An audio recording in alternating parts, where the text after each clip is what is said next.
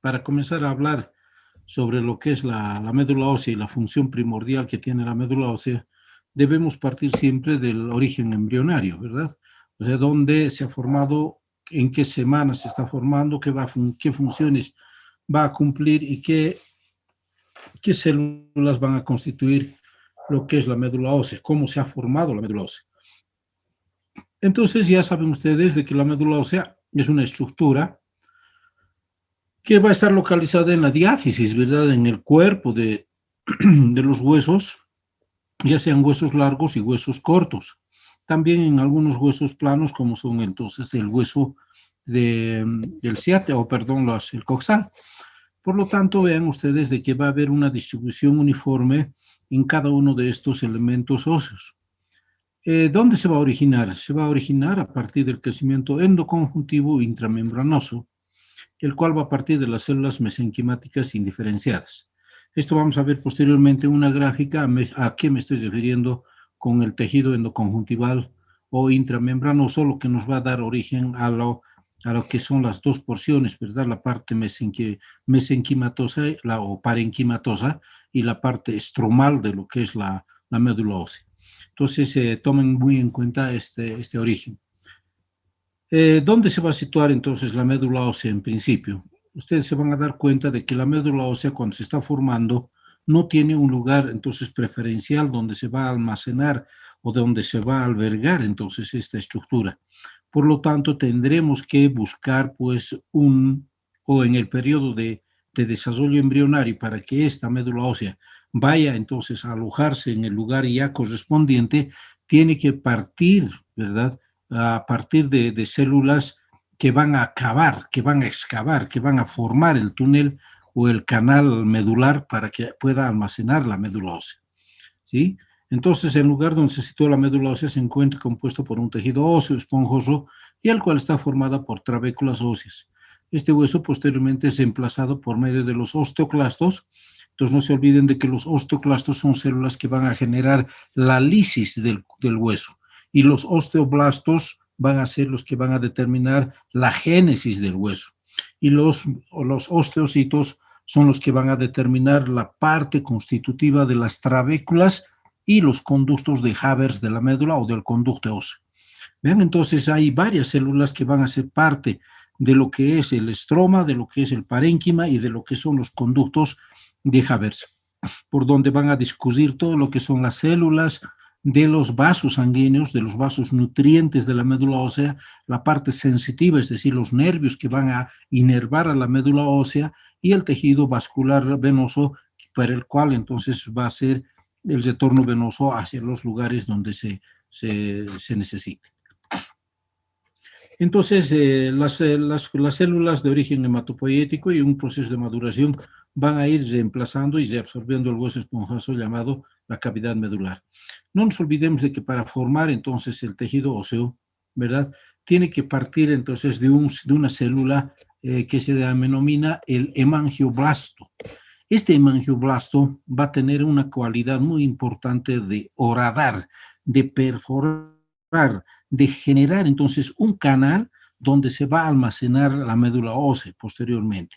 Entonces este hemangioblasto tiene la virtud de formar células, ¿sí?, de tipo endotelial que tienen entonces esa capacidad de dicotomía, de bifurcación, y el cual va a generar entonces en medio del conducto de la médula, o perdón, del tejido óseo que se encuentra compacto, va a ser entonces un canal ínfimo de pequeño para posteriormente, de acuerdo al crecimiento de este tejido estromal o de este tejido vascular, haga entonces de que se forme la médula. Entonces el origen de la médula, o perdón, del canal medular para que se almacene la médula, se parte de la célula que se denomina el hemangioblasto. Vean ustedes de que el conocimiento de la morfología y funciones de la médula ósea es la base esencial de los estudios de la sangre.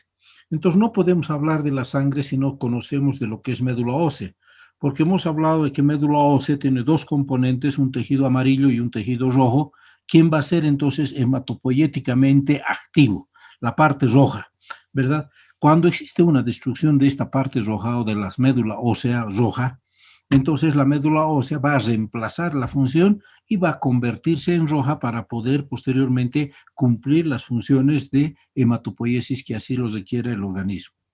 Entonces, la base esencial de los estudios de sangre tiene que ser aparte de la morfología, de la forma y las funciones que van a adoptar la médula ósea, ¿verdad?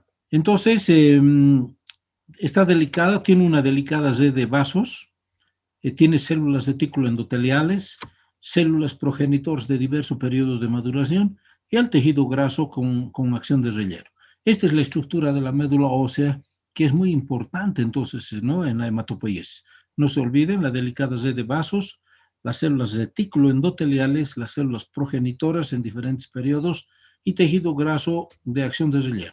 No es nada de extraño toda esta parte para ustedes, porque supuestamente ustedes ya conocen entonces la parte de histología, ¿verdad? Y en la histología ósea pues se ha avanzado todo esto de las células y sus funciones.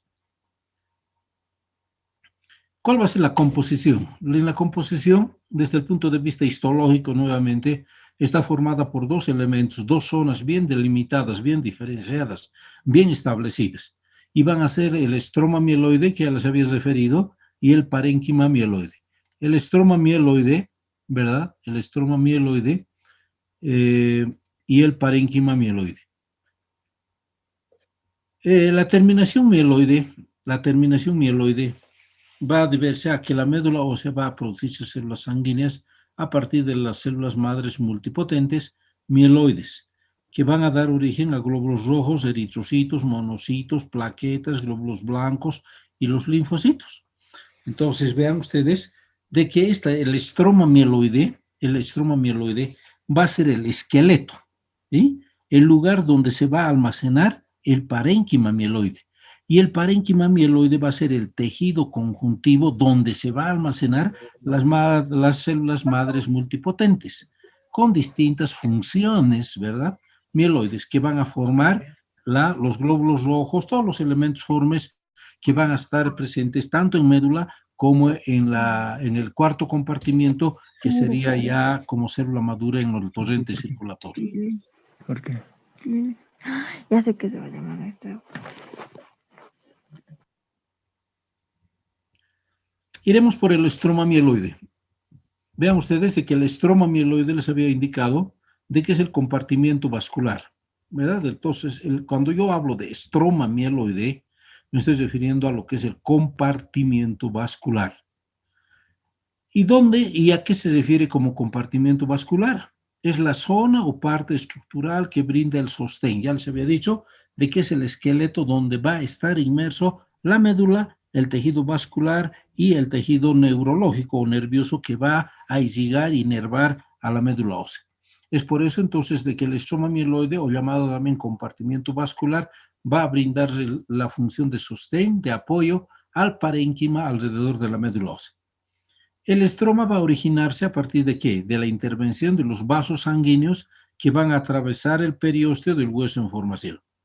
Al comienzo el hueso no presenta ninguna vascularización en su diáfisis y es necesario que el tejido sanguíneo tenga una fuente vascular para poder desarrollarse. Y las ramas de las arterias van a ingresar a nivel de la diáfisis en la zona medial del hueso y van a comenzar a formar la red de vasos alrededor del hueso y que se van a ir anastomosando y uniendo. Esta es entonces una teoría o es una parte entonces de la anatomía macroscópica, ¿verdad?, que han hecho en la formación o cuando me estoy refiriendo a los vasos nutricios o nutrientes que perforan el periósteo en las diáfisis de los huesos, ya sean planos, cortos o también largos. Esto es parte entonces del recordatorio de la anatomía macroscópica que han hecho entonces en su primer año, ¿verdad? Entonces esto no es nada raro. Vean ustedes, aquí tenemos un corte de lo que es un corte sagital de lo que es la médula y lo que es el estroma y el parénquima. A esto yo me refería. Entonces la parte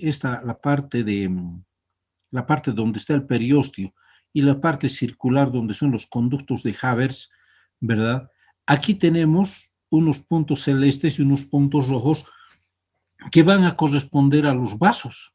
Estos vasos van a discurrir, van a penetrar entonces en el interior del parénquima, o perdón, del estroma, donde está el parénquima.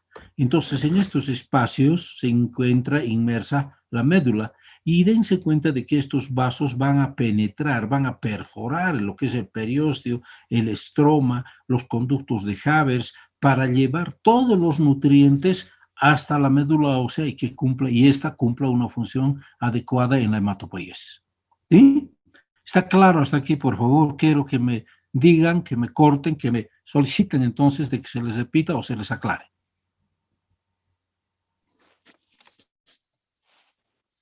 Está claro, doctor. Está claro, doctor. Está claro, entendible, doctor. Excelente.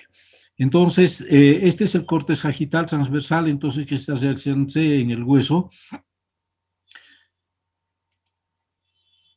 La irrigación, ya saben ustedes, las arterias nutricias que habíamos referido, las arterias nutricias de los huesos, que van a ir en forma perpendicular o en forma paralela, entonces, a los conductos de Havers o a los conductos, entonces, que discurran los vasos. Pasan por los agujeros nutricios, terminan en capilares, penetran en el sistema de Havers o sinusoides de la médula ósea, arteriolas derivadas de estos desembocan en el sistema venoso sinusoidal con drenaje en la vena colectora central y la hematopoiesis tiene lugar fuera del sistema sinusoidal. Vean ustedes, todo lo que les he hablado está en esta diapositiva. Aquí tenemos, ¿verdad? Este es un corte, ¿sí? Sagital de lo que es entonces la cabeza, ¿sí? O sea, la epífisis del hueso. Y en esto tenemos de que existe gran cantidad de células, los glóbulos blancos, tenemos las células basales hematopoieticas, la parte central, un glóbulo rojo maduro, plaquetas, ¿verdad? Tenemos los glóbulos blancos, que son los monocitos, neutrófilos, el vaso sanguíneo que está inervando o está irrigando entonces en su proporción a la porción central del hueso que es la médula ósea. ¿Ven? Entonces este es un corte. Estas células neoformadas, es decir, que se están formando en una forma nueva, ¿verdad? En una nueva, deben pasar por estrechos orificios de la médula ósea en el revestimiento vascular endotelial para entrar en la circulación. Entonces, estas células que se van formando en el interior de la médula ósea no se mantienen estables, sino que tienen una dinámica, una cinética celular muy activa. Y cuando yo hablo de cinética celular me estoy refiriendo a la actividad de división, tanto de mitosis, de meiosis que tiene cada célula. Las células, entonces, no se olviden de que tienen un periodo, tienen 4 periodos, ¿verdad? Un periodo de reposo, un periodo de mitosis, meiosis y un periodo de senescencia o de estabilización de descanso, que va a generarnos, entonces, toda célula va a cumplir esto. Entonces, estas células que se están formando en la médula ósea va a tener esa posibilidad, esa capacidad de modificar o de mantener entonces esta habilidad de división para generar entonces células nuevas cuando así el organismo lo requiera. Y pase todas estas células hacia el torrente circulatorio a través de los vasos sanguíneos que discurren desde la médula ósea hacia la periferia. Entonces este tamizaje, ¿verdad? Este transcurrir, este cambio que se está generando de las células neoformadas, células grandes, nucleadas, a medida que van discurriendo, pasando por los diversos compartimientos de la médula hasta llegar al torrente circulatorio, es decir, hasta los vasos, tienen que perder todas sus estructuras, tanto nucleares como de los organelos intracitoplasmáticos. Por eso, entonces, de que esto se está tamizando, ¿verdad? Es a través, entonces, de una membrana, es como poner una membrana pseudoporosa o porosa, donde van a transcurrir, donde van a pasar los elementos más grandes o los elementos más pequeños. Entonces, esa función va a cumplir, entonces, el tamizaje y, sobre todo, ¿quién va a cumplir esto? Los sinusoides. Los sinusoides, entonces, de la médula ósea son los encargados de generar la limpieza, diremos así, el tamizaje, la selección de células maduras que van a pasar hasta el torrente circulatorio. Entonces, este tamiz tiene un importante papel de expulsar el núcleo. ¿Vean? Va a expulsar el núcleo del eritroblasto, la va a eliminar, hay eliminación de las inclusiones intracelulares, desde las células adiposas a los sinusoides, y se extienden células reticulares planas que sirven como centro de células hematopoyéticas o islotes sanguíneos. Entonces, estas células plasmáticas se hallan en contacto con la pared sinusoidal. Ya saben muy bien de que estas células plasmáticas, me estoy refiriendo a los monocitos, ¿verdad? A las células plasmáticas.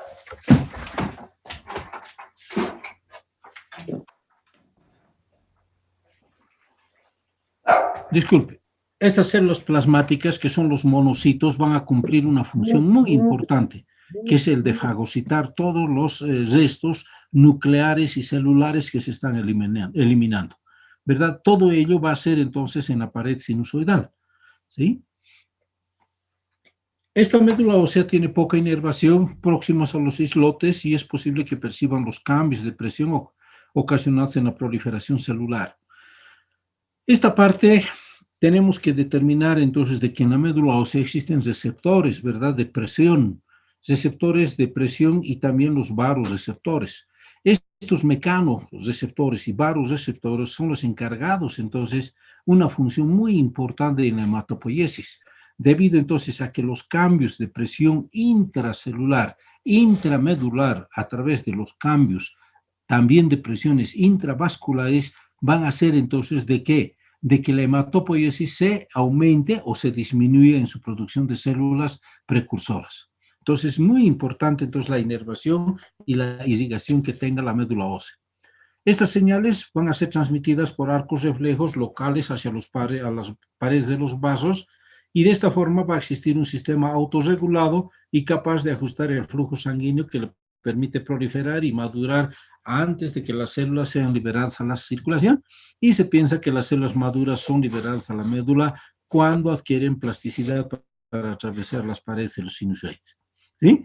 Entonces, ¿a qué yo me refiero cuando estoy hablando de plasticidad? A la capacidad de deformarse que tienen las células para atravesar las fenestraciones o poros de los vasos sanguíneos.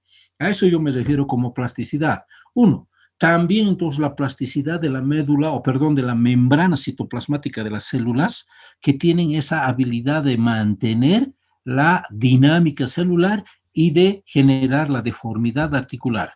La dinámica de la membrana celular para realizar el intercambio de iones cuando así lo requiera o cuando la célula está en el proceso de división celular o de senescencia celular.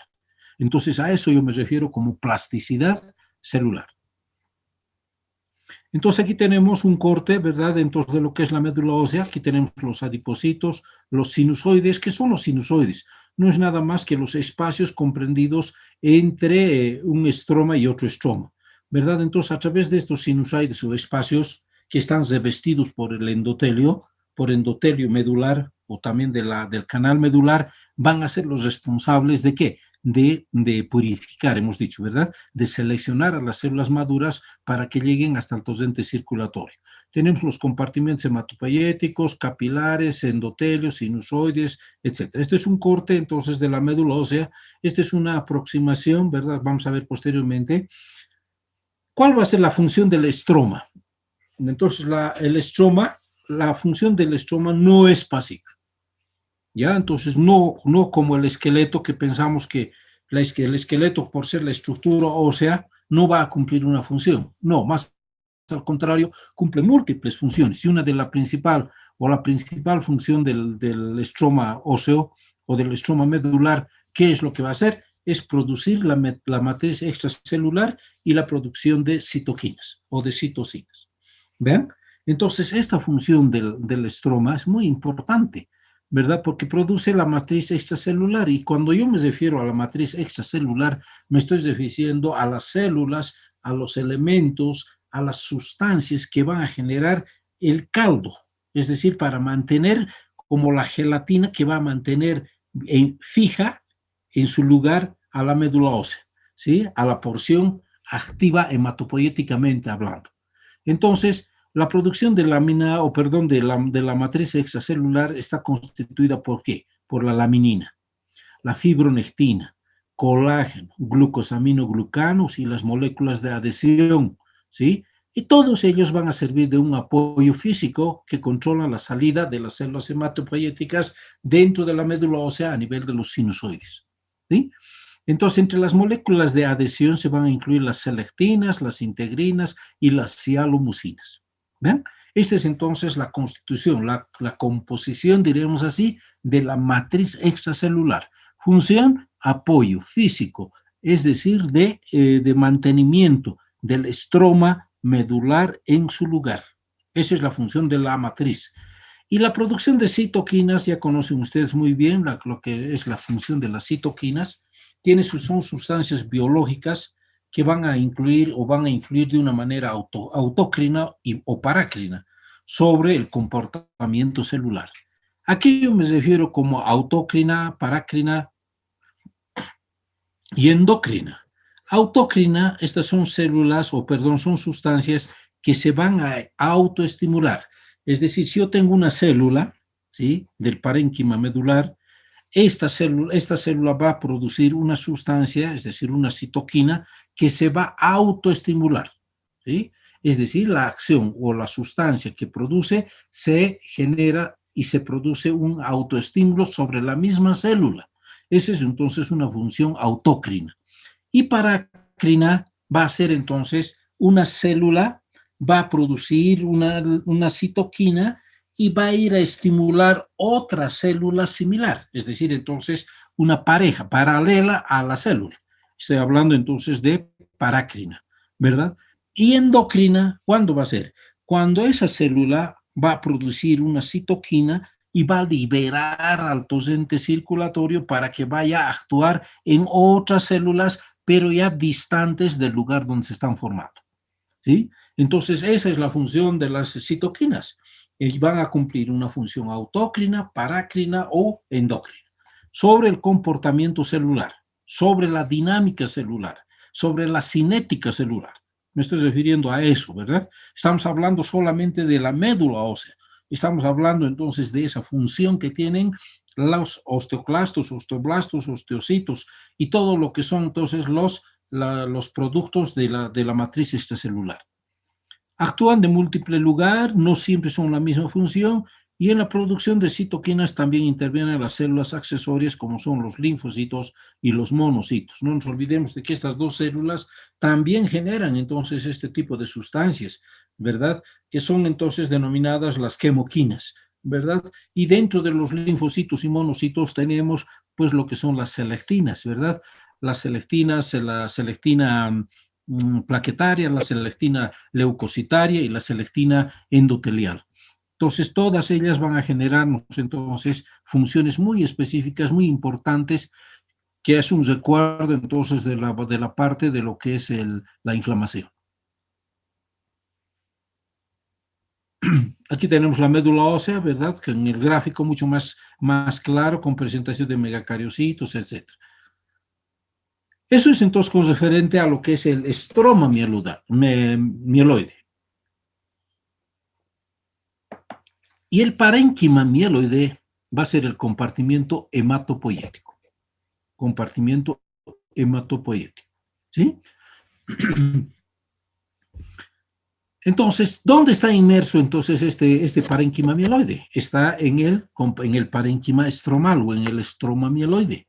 Hemos dicho de que el estroma está cumpliendo una función de soporte, de apoyo, de reserva, de reservorio para el parénquima mieloide. Y el parénquima mieloide es eminentemente hematopoyético. Es el compartimiento hematopoyético. No se olviden de que el compartimiento estromal o el estroma mieloide es el compartimiento vascular. Vascular. Este es el compartimiento hematopoyético. Y como su nombre indica, compartimiento hematopoyético es el lugar donde va a comprometerse, va a tenerse mayor cantidad de células para que cumplan la función de ¿qué? De hematopoiesis, de eritropoiesis, de leucopoiesis, de megacariopoiesis. Me estoy refiriendo entonces a la poiesis, a la génesis, al origen, a la formación de las células formes de lo que es el torrente circulatorio o de la sangre. ¿Sí? Entonces, este parénquima mieloide va a ser la región de la médula ósea compuesta por propias células del tejido óseo, ¿sí? Son precursores que van a dar origen a lo que son los eritrocitos. Aquí estamos hablando de los proeritroblastos, a los monocitos, que son entonces los que determinan los megacariocitos, juntamente con las plaquetas, y todo lo que son los linfoblastos, ¿verdad? Particularmente este tipo tiene precursores sanguíneos situados, ¿dónde? En los sinusoides. Mientras los precursores de los granulocitos se entra en el centro de esos espacios, es decir, de los sinusoides, y todos a partir de la célula madre pluripotente, células troncales o stem cell. Entonces, ¿dónde se encuentran estas células pluripotentes, células troncales o stem cell? Pregunta de exámenes: parénquima mieloide, compartimiento hematopoyético, ¿sí? Entonces, dense cuenta, a veces se confunden y me ponen compartimiento vascular, me ponen nicho hematopoyético. No, los nichos y estos compartimientos son muy distintos, son muy distintos. Por lo tanto, tomen en cuenta de que en el parénquima mieloide, compartimiento hematopoyético, se encuentran las células precursoras de las células formes de la sangre, ¿sí? Glóbulos rojos, blancos y plaquetas representadas entonces por células pluripotentes o llamadas también células madre pluripotentes, células troncales precursoras o células madre o stem cell. ¿Está bien? Hasta aquí estamos claros, ¿verdad? Este es un corte entonces de lo que es médula ósea. Vean ustedes, este es un corte. Aquí es una aproximación entonces mucho más marcada y aquí hay una flecha que está indicándome aquí formaciones ya vasculares y celulares. Estas partes rosadas son los sinusoides, ¿sí? Estas partes blancas, brillosas, van a ser entonces los adipocitos, son células, parte entonces constitutiva de la célula, o perdón, de la médula amarilla. ¿Eh? Entonces, más una aproximación más grande. Aquí tengo más grande la aproximación. Aquí tengo una representación gráfica entonces de esto. ¿Sí? Una representación gráfica de esto. Y habíamos visto entonces el mieloblasto. ¿Sí? Entonces, que viene a corresponder entonces esta parte, que es el mieloblasto. Tenemos las células, los adipocitos, que son entonces las partes brillosas entonces de esto, los adipocitos. Luego tenemos las células eosinófilas, los normoblastos, los mielocitos en su división. Luego tenemos aquí un mielocito, un eritroblasto, un eritrocito. Vean ustedes. Y estos entonces son grasas. Estos fat son los lugares donde están claros amarillos, van a ser la grasa. ¿Sí? Entonces, dense cuenta de que dentro de la médula o dentro del parénquima mieloide existe gran cantidad entonces de células grasas, es decir, de adipocitos, y tenemos dentro de ello inmerso todo lo que son las células precursoras de todas las células formes de la sangre. Tenemos que referirnos también a lo que es el microambiente y los nichos. ¿Cuál será para ustedes lo que se refiere a macroambiente? ¿Qué será el macroambiente y qué será el microambiente?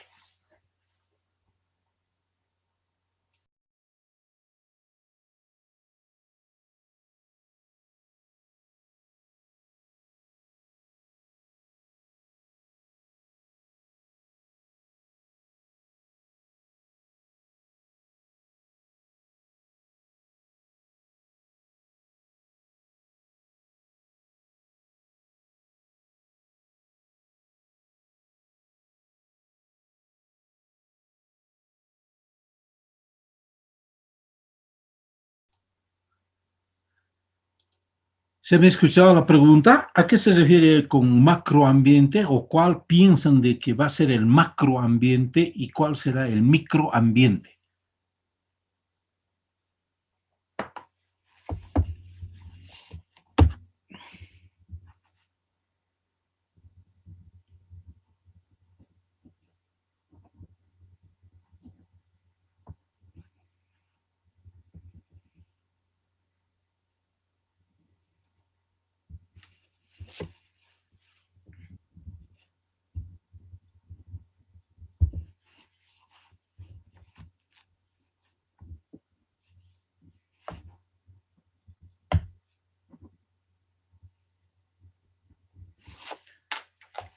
Hola, ¿se me está entendiendo?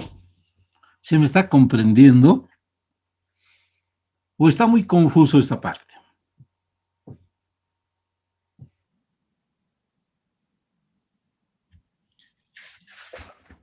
Porque cuando surgen las preguntas de examen, estoy hablándoles sobre el macro y microambiente.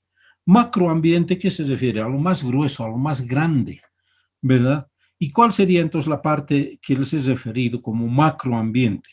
Estoy refiriéndome a la parte del estroma medular o mieloide y a lo que es el parénquima mieloide. Eso es el macroambiente.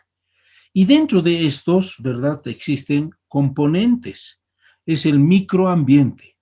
¿Cuál sería el microambiente del estroma medular?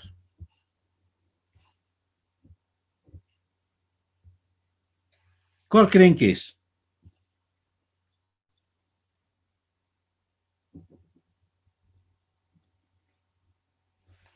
¿Mm? ¿Cuál creen que es entonces los elementos constitutivos del estroma medular?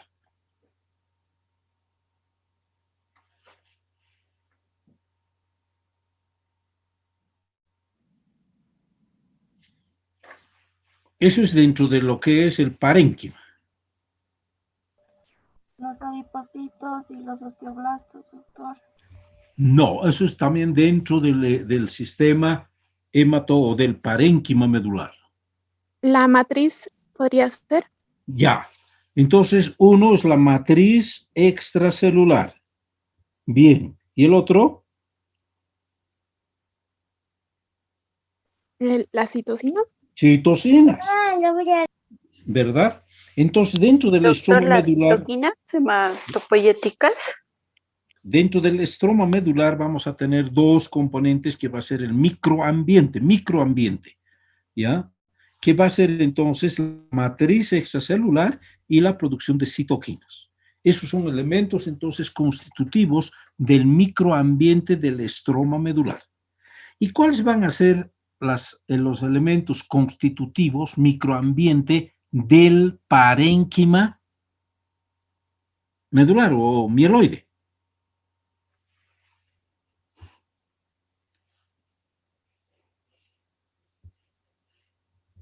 ¿Cuál cree?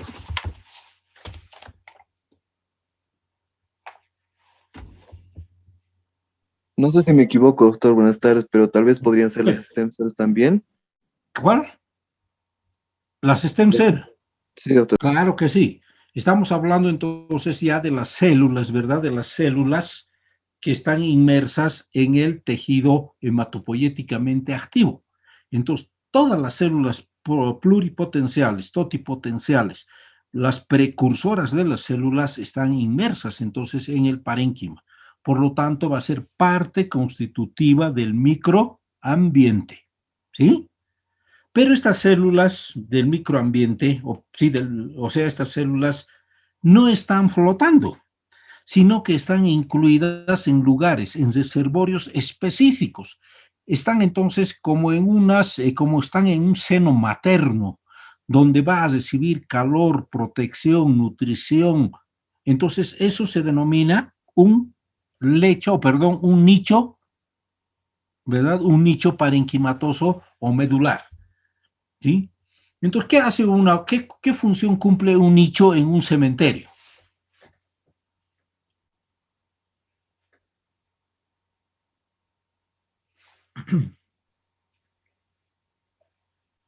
Como es de reservorio, perdón, doctor, buenas tardes. Reservorio. ¿Para qué? Para un cuerpo, ¿verdad?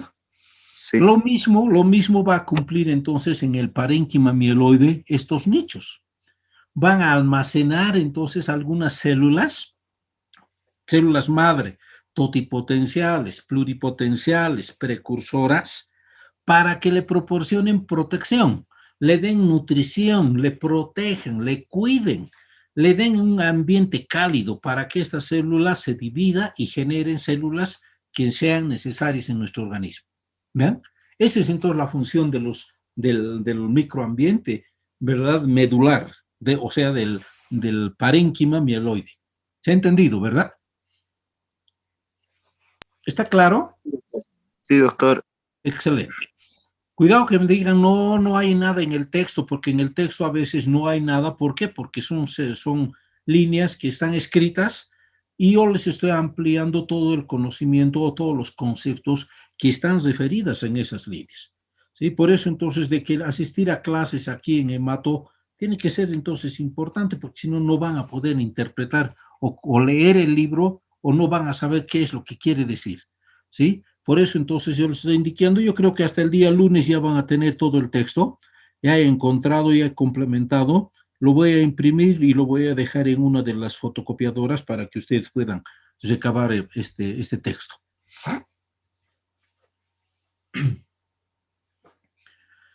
Entonces, cuando yo hablo de microambiente y de los nichos, me estoy refiriendo al microambiente inductivo hematopoyético. Esta diapositiva no está en el texto. Por lo tanto, quisiera de que tomen en cuenta, lo fotocopien o lo que sea, para que puedan ustedes tener entonces como una gráfica, ¿sí? Entonces, el microambiente y los nichos o microambiente inductivo hematopoyético, es el MIP, es un término propuesto por estos autores, Curry y Trentin, desde el 67, y van a definir su función como un complejo heterogéneo de células y de sus respectivos productos para mantener y regular el crecimiento de las células troncales hematopoyéticas. ¿Ven? Todo lo que les he explicado está aquí, microambiente inductivo hematopoyético. ¿Está bien? Este complejo va a estar constituido por la matriz extracelular y la matriz celular y la extracelular, como les había indicado. Y su función de este MIP, o de este microambiente inductivo hematopoyético, va a ser de que educa, instruye, participa a que las células troncales hematopoyéticas para que se diferencien celularmente. Es decir, de que todas las células, ¿sí?, son similares, ¿sí? Son similares, pero se diferencian por algo, ¿sí? Ya sea en su cubierta, en su membrana, en su función, en su receptor, en sus antígenos de superficie. ¿Vean? Entonces, esta función del microambiente inductivo hematopoyético va a ser eso. Hacer entonces de que esas células o esos receptores de membrana de las células troncales hematopoyéticas cumplan una función muy importante que es la de diferenciarse celularmente. ¿No? Está claro esta parte, ¿verdad? Sí, doctor. Muy bien. Este es el microambiente inductivo hematopoyético, vean, entonces en matriz extracelular y matriz celular. Dentro de la matriz celular, ya saben ustedes, adipocitos, células endoteliales, estromales, reticulares adventicias, fibroblastos, linfocitos, monocitos, macrófagos, osteoblastos, osteoclastos. Y dentro de la matriz extracelular, la adiponectina, colágeno, fibronectina, hemonectina, laminina, proteoglicanos, tenasina, trombospondina, vitronectina. ¿Vean? Todos estos elementos que hemos explicado ya en la porción entonces de los componentes extracelulares citoquinas, también entonces son parte de ese microambiente inductivo hematopoyético. ¿Está bien? Entonces consideren esta porción de, no está en el texto, esto lo estoy anticipando, no está en el texto. También nos vamos a referir a lo que son los nichos celulares troncales. Ya habíamos dicho entonces de que un nicho no es nada más que un espacio real, ¿sí? En la médula también se va a convertir en un nicho o en un lugar especial, real, donde se va a almacenar las células troncales, ¿sí? Entonces, estos nichos celulares van a cumplir esa función de almacenar a las células troncales hematopoyéticas. Y estas se van a localizar en áreas específicas dentro de los tejidos denominados nichos. Estos nichos van a proveer a las células las condiciones necesarias para regular la fisiología, su función, preservar un estado de célula troncal necesaria, además de que participan en la regulación de la proliferación y de la diferenciación. Estas células troncales hematopoyéticas van a presentar varias características únicas, como la capacidad de autorrenovación, la expresión de la enzima telomerasa y la capacidad de proliferación y potencial de diferenciación. No se olviden, célula troncal hematopoyética tiene tres funciones. 1, de autorrenovación. 2, de expresar a la enzima telomerasa. Y tercero, para la proliferación y potencial de diferenciación. ¿Sí? Esas son entonces las células troncales hematopoyéticas. y van a darse cuenta de que a medida que las células van madurando, ¿sí? A medida que van aproximándose a la célula madura a ser glóbulo rojo, o linfocito, o leucocito, o plaqueta, estas células precursoras o estas células troncales hematopoyéticas van a disminuir, van a perder esas capacidades de autorrenovación, de diferenciación. ¿Sí? Entonces, ¿un glóbulo rojo tendrá esa capacidad o ese potencial de diferenciación? Ya no. ¿Por qué? Porque se ha quedado como glóbulo rojo. Pero un normoblasto, o un ortocromático, o un policromático, o un eritroblasto, todavía cumple esas funciones de autorrenovación y de potencial de diferenciación. ¿Por qué? Porque es una célula troncal hematopoyética. Está dando origen a sus progenitores, es decir, a sus hijos, diremos así. ¿Está bien? Está claro, ¿verdad? Esta parte de las capacidades o de las características que va a tener las células troncales hematopoyéticas. Si yo les pregunto, ¿qué características tiene la célula troncal hematopoyética? Tiene 3 funciones: capacidad de autorrenovación, expresión de la enzima telomerasa y potencial de proliferación y de diferenciación. ¿Está bien? En este gráfico van a ver, vamos a ver entonces, aquí todavía un poquito, y en estas son las características de la célula troncal hematopoyética, ¿vean? Tenemos el alto potencial de proliferación, fenotipo indiferenciado, autorrenovación y la actividad de la telomerasa. El alto potencial de proliferación capaz de generar mediante división celular un número elevado de células hijas. Fenotipo indiferenciado, estas células no pueden diferenciarse a través del microscopio óptico, tiene que ser a través de ¿qué? De un microscopio electrónico. ¿Qué es que buscamos en las células? La diferenciación de los antígenos de superficie, es decir, los CDs que hemos indicado en cada célula, ¿sí? CD4, CD48, CD25, etcétera, etcétera, etcétera, que van a diferenciar entre célula y célula. Ese es el fenotipo indiferenciado. Y la autorrenovación, es decir, de que estas células, a más entonces de un estímulo externo, se van a renovar entonces en una forma, pues se van a autoestimular para generar entonces una célula hija. Eso se denomina autorrenovación, ¿no? Capacidad de la célula troncal que al dividirse, al menos una de las células va a conservar la jerarquía. Y la actividad de la telomerasa, no se olviden de que las células tienen en su interior, están cargadas ¿de qué? De cromatina. Esas cromatinas van a formar ¿qué? Los cromosomas. Y esas cromosomas en sus brazos cortos van a tener entonces un acúmulo de cromatina que se denominan las telomerasas. Estas telomerasas son las encargadas ¿de qué? De controlar el crecimiento, la maduración celular. Estas células o estas telomerasas cuando envejecen van a determinar entonces de que las células comiencen a morir, a envejecerse y a morir, a generar apoptosis. ¿Ven? Entonces, esta es la función entonces de las características de las células troncales hematopoyéticas. No pueden ser reconocidas por su morfología. Hemos dicho entonces de que no se ven. Si ponen entonces un huevo con otro huevo, no pueden entonces diferenciar las cuál es cuál. Entonces tienen que hacer un estudio de fenotipo y también de antígenos de superficie. Entonces, por lo que la presencia de antígenos de membrana o de superficie, que son proteínas que pueden ser reconocidas por el sistema inmune, ¿no? Que es lo que nos permite identificarlos como anticuerpos específicos.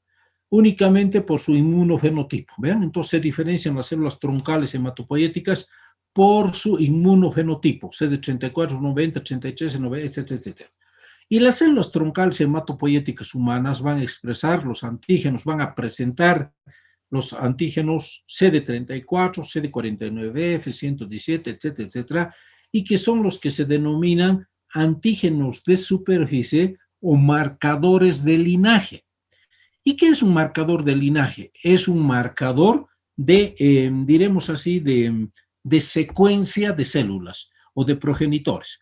Tú tienes tu papá, tus abuelos, tus padres, vos, tus hijos, tus nietos, ¿no? Esos son marcadores. Y cada uno de estos hijos que vas a tener o que ya tienes, tienen un marcador de linaje. No son idénticos, iguales que vos, pero tienen entonces un marcador de linaje celular genético que te indica de que es su hijo, que es su nieto, que es su tataranieto, etc. ¿Sí? A eso se refiere como un marcador de linaje. ¿Está bien? ¿Está claro? ¿Está claro esta parte de los marcadores, de los antígenos de superficie, de las características que tienen las células troncales hematopoyéticas?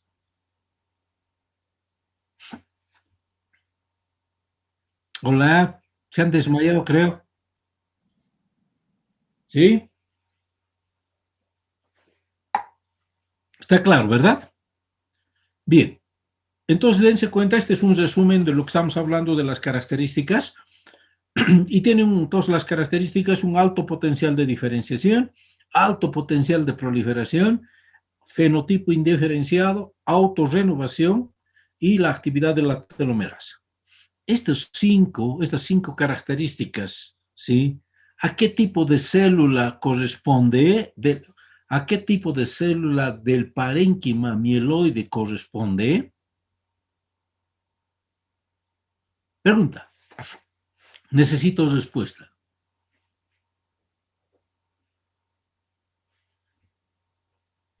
A las células troncales, doctor. Correcto. Tenemos entonces las células troncales hematopoyéticas, ¿verdad? Así fácil entonces aquí. ¿Alguna duda hasta aquí? Nada. Entonces, ¿qué es un nicho? Ya hemos indicado. Surge entonces del campo de la ecología. Este es el autor entonces que ha indicado de que se introduzca el término de nicho dentro de la hematología. Grinnell, que es un naturalista desde el 17, y describe la suma de requerimientos del hábitat o ambiente. ¿Ve? Entonces, cuando yo hablo de nicho, me estoy refiriendo a un lugar bien específico, bien cálido, donde ustedes puedan desarrollar o donde las células puedan desarrollar sus actividades adecuadamente. A ver, ustedes denme un ejemplo, algo rudo, algo burdo, algo grueso. ¿Cuál sería su nicho entonces de ustedes? Su hogar, ¿verdad? Su casa, su lugar entonces donde se cobijan con su esposa, su mamá, sus hermanas, les dan entonces un ambiente, les atienden, les dan entonces su cena, su comida, les atienden, etc. Ese es entonces, lo mismo va a suceder con las células troncales hematopoyéticas. Necesitan de un ambiente cálido, confortable, para que puedan cumplir esas 5 características que hemos referido. ¿Sí? Este autor, entonces, posteriormente, este autor de Ray Sonfield, determina que fue adaptado en el campo de las células troncales. Y en los años 70, la célula más inmadura que había sido identificada era la unidad formadora de colonias del vaso. Es decir, entonces ya las UFC, unidades formadoras de colonia de esplénico, es esto del vaso, spleen, entonces ya son los lugares donde también habían encontrado células troncales hematopoyéticas en el vaso.